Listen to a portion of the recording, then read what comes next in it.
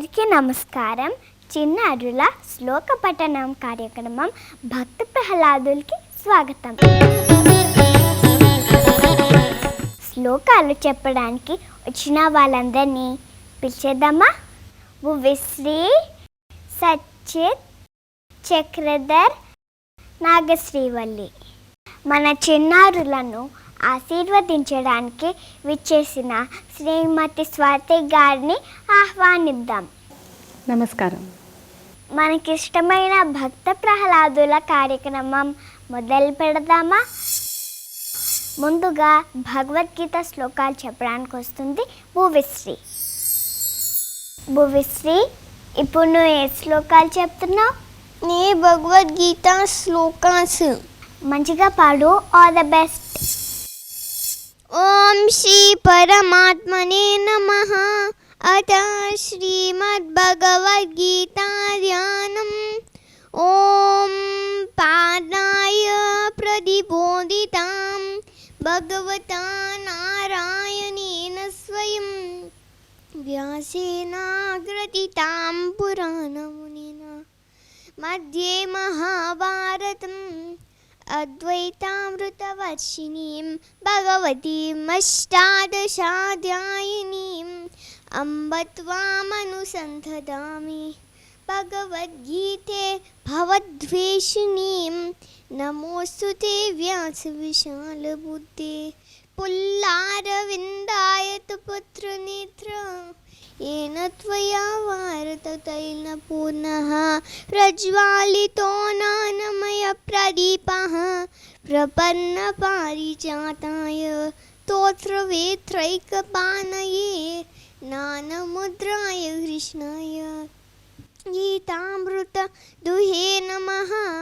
सर्वोपनिषदो गावो दोग्धा गोपालनन्दनः पादो वत्सः सुधीर्भोक्ता दुग्धं गीतामृतं महत् वसुदेवसुतं देवं सचानूरमर्दनं देवकी परमानन्दं कृष्णं वन्दे जगद्गुरुं भीष्मद्रोणतटा जयद्रथाचला गान्धारनीलोत्पला शल्यग्रहवती कृपेण वहनी कन्नेन वेलाकुला अश्वत्थाम विकर्ण घोरमकरा दुर्योधनवर्तिनी सोतीर्णा खलु पाण्डवै ननदी कैरक्तकः केशवः पाराशर्यवच सर्वोच्चममलं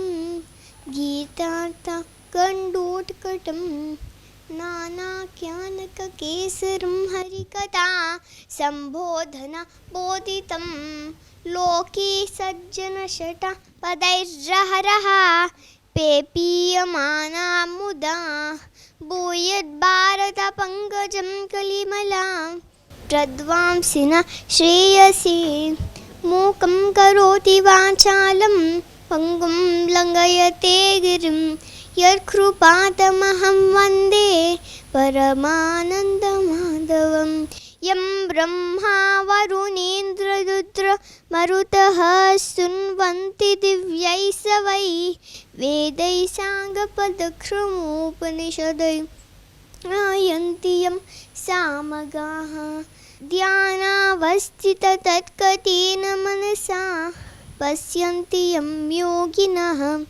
यस्यां तं नाविदु सुरगणाः देवाय तस्मै नमः. భువిశ్రీ, చాలా బాగా పాడావు భువిశ్రీ. ఇప్పుడు భువిశ్రీ ఎలా పాడిందో స్వాతి గారిని అడిగి తెలుసుకుందాం. భువిశ్రీ, చక్కగా చెప్పావు శ్లోకాలన్నీ.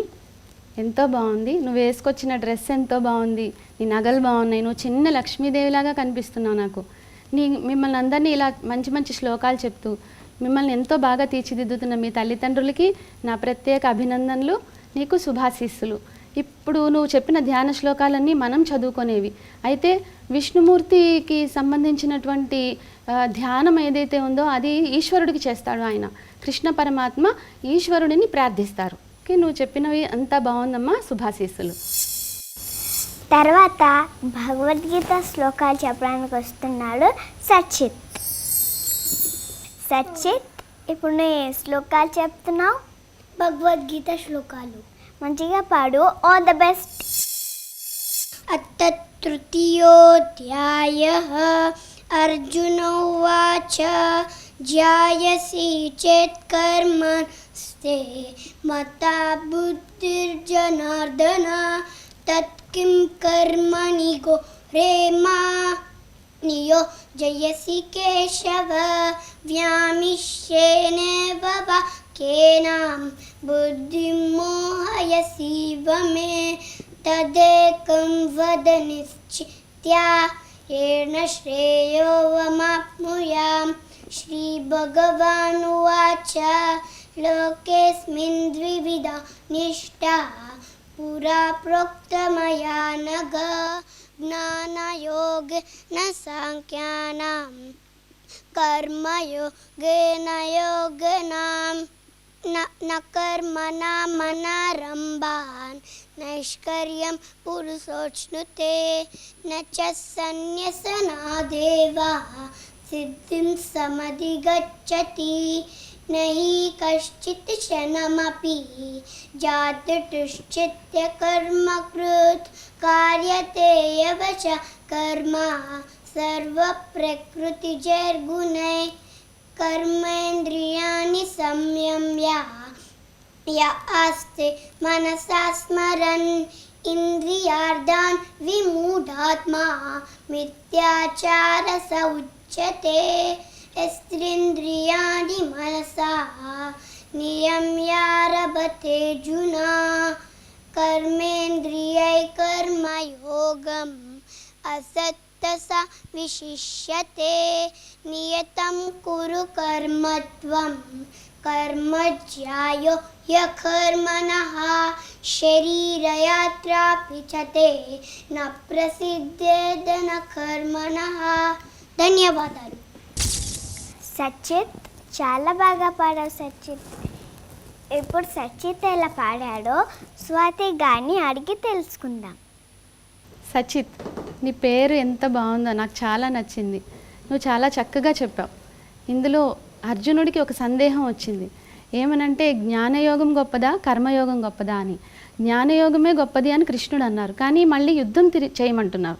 మరి యుద్ధము చేయాల్సి వస్తుందంటే కర్మ చేస్తున్నట్టే కదా, మరి ఇది ఎలాగా అని అడిగితే అప్పుడు కృష్ణుడు ఏమని చెప్పారంటే పుట్టిన ప్రతి ప్రాణి కర్మ చేయక తప్పదు, కాకపోతే అది నిష్కామ కర్మ అయి ఉండాలి. అంటే ఎటువంటి ఆసక్తి ప్రతిఫలాపేక్ష లేకుండా చేసే కర్మలో శ్రేష్టత్వం ఉంటుంది, వాళ్ళే శ్రేష్ఠులు అని కృష్ణుడు చెప్పాడు. ఇప్పుడు భగవద్గీత శ్లోకాలు చెప్పడానికి వస్తున్నాడు చక్రధర్. చక్రధర్, ఇప్పుడు నువ్వు ఏ శ్లోకాలు చెప్తున్నావు? భగవద్గీత శ్లోకాలు. మంచిగా పాడు. అత ద్వాదశోऽధ్యాయః భక్తియోగః అర్జున ఉవాచ ఏవం సతతయుక్తాయే భక్తాస్త్వాం పర్యుపాసతే ఏ చాప్యక్షరమవ్యక్తం తేషాం కే యోగవిత్తమాః. శ్రీభగవానువాచ మయ్యావేశ్య మనో యే మాం నిత్యయుక్తా ఉపాసతే శ్రద్ధయా పరయోపేతాః ते मे युक्ततमा मताः. ये संनियम्येन्द्रियग्रामं सर्वत्र समबुद्धयः ते प्राप्नुवन्ति मामेव सर्वभूतहिते रताः. क्लेशोऽधिकतरस्तेषाम् अव्यक्तासक्तचेतसाम् अव्यक्ता हि गतिर्दुःखं देहवद्भिरवाप्यते. ये तु सर्वाणि कर्माणि मयि सन्न्यस्य मत्पराः अनन्येनैव योगेन मां ध्यायन्त उपासते तेषामहं समर्थर्ता मृत्युसंसारसागरात् भवामि न चिरात् पार्थ मय्यावेशितचेतसां मय्येव मन आदत्स्व मयि बुद्धिं निवेशय निवसिष्यसि मय्येव అత ఊర్ధ్వం న సంశయః. చక్రధర్ చాలా బాగా పాడావు. ఇప్పుడు చక్రధర్ ఎలా పాడాడో స్వాతి గారిని అడిగి తెలుసుకుందాం. చక్రధర్, నువ్వు చక్కగా చెప్పావు అన్ని శ్లోకాలు, ఒత్తులు కూడా పెట్టి చక్కగా చెప్పావు. ఇందులో కృష్ణుడు ఏమని చెప్తున్నారు? నన్ను సగుణ రూపంలో అంటే ఒక విగ్రహం రూపంలో పెట్టుకొని పూజిస్తే నేను త్వరగా ప్రసన్నుడనవుతాను అన్నాడు. అంటే ఏమిటి? మనని పుట్టించిన ఆ దేవదేవుడి మీద కృతజ్ఞత, ప్రేమపూర్వకంగా భక్తితో పూజ చేయడం అనేది ముఖ్యం. రోజు పూజ చేసుకోవడం ఎంత ముఖ్యం అంటే రోజు తింటాం, పడుకుంటాం కదా, అలాగే రోజు చేసే పనులు ఎలాగైతే మనం తప్పకుండా చేస్తామో అలాగే పూజ కూడా అలాగే తప్పనిసరిగా చేయాలి. అంటే అందరూ పెద్ద పెద్ద పూజలు చేయకపోయినా చిన్నగా పంచోపచారాలు అనే పూజలు ఉన్నాయి, అది దాని ప్రకారంగానే కూడా చేసుకోవచ్చు. అంటే పంచోపచార పూజ అంటే ఏమిటి? గంధం, ధూపం, దీపం, పుష్పం, నైవేద్యం, ఈ 5 తప్పనిసరిగా చేయాలి రోజు. మన ఇంటికి ఎవరైనా గెస్ట్లు వస్తే ఎంత బాగా చూసుకుంటామో దేవుణ్ణి కూడా రోజు అలాగే ఒక పటం కానీ విగ్రహం కానీ పెట్టుకొని పూజించాలి ఈ పంచోపచారాలతో. మన హిందూ ధర్మ ప్రేక్షకులందరూ భక్తిపరులే, రోజు పూజ చేసుకునే వాళ్ళే. అయితే ఎవరైనా చేయకపోయి ఉండుంటే ఈ రోజు నుంచి తప్పనిసరిగా పంచోపచార పూజ చేయండి.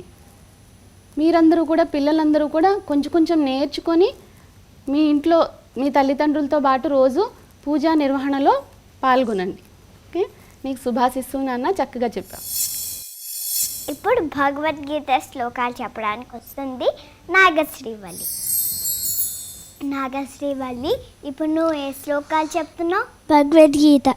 మంచిగా పాడు. All the best. Om Shri పరమాత్మనే నమః.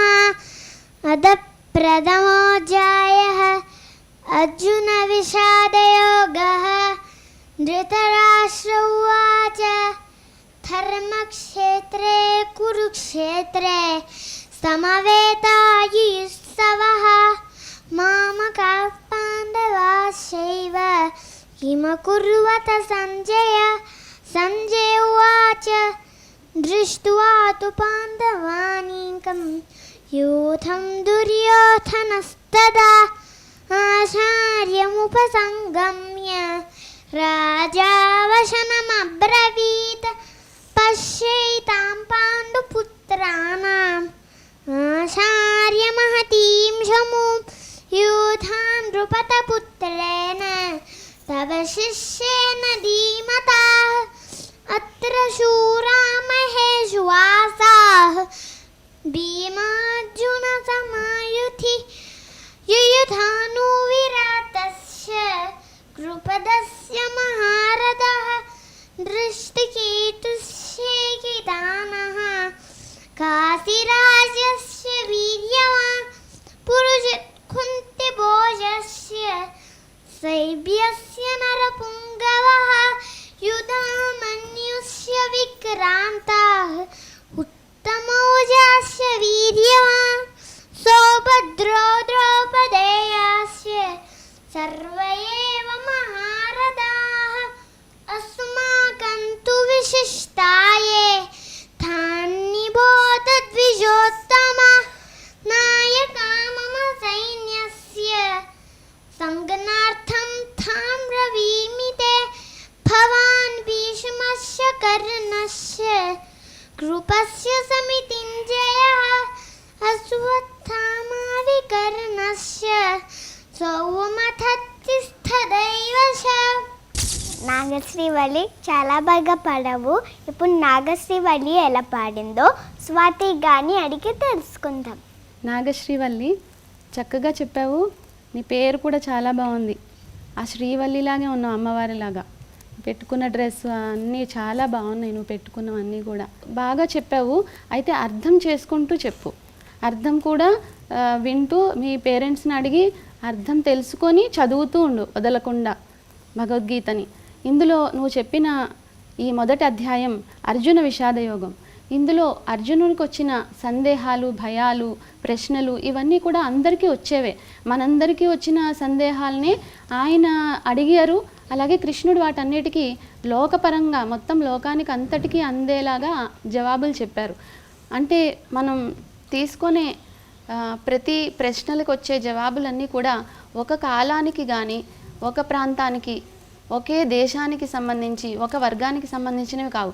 అది మొత్తం ప్రపంచవ్యాప్తంగా ఎవరు తీసుకున్నా దాన్ని మనం భగవద్గీతను చదివినా అప్లై చేసుకోవచ్చు. మన జీవితానికి అన్వయించుకునేలాగా అవి చదివి అర్థం చేసుకుంటే ఎంతో మంచిది. అందుకే కృష్ణుని ఏమన్నారంటే కృష్ణం వందే జగద్గురుం అన్నారు. నువ్వు చక్కగా చెప్పావు నాన్న, శుభాశీస్సులు. హిందూ ధర్మం ప్రేక్షకులకి భగవద్గీత సుపరిచితమే. అందరికీ ఉపయోగపడే విధంగా, నాలెడ్జ్ పెరిగే విధంగా ప్రతి వారం కొన్ని ప్రశ్నల్ని అడగడం జరుగుతుంది. మీరందరూ ఉత్సాహంతో పాల్గొనొచ్చు. ఈ వారం ప్రశ్న, వ్యాస మహాభారతంలోని భగవద్గీత ఏ పర్వంలో చెప్పబడింది? ప్రశ్న మరొకసారి, వ్యాస మహాభారతంలోని భగవద్గీత ఏ పర్వంలో చెప్పబడింది? చూశారు కదా, వచ్చే వారం మరికొంతమంది భక్త ప్రహ్లాదులతో మళ్ళీ కలుసుకుందాం. సర్వే జన సుఖినో భవంతు.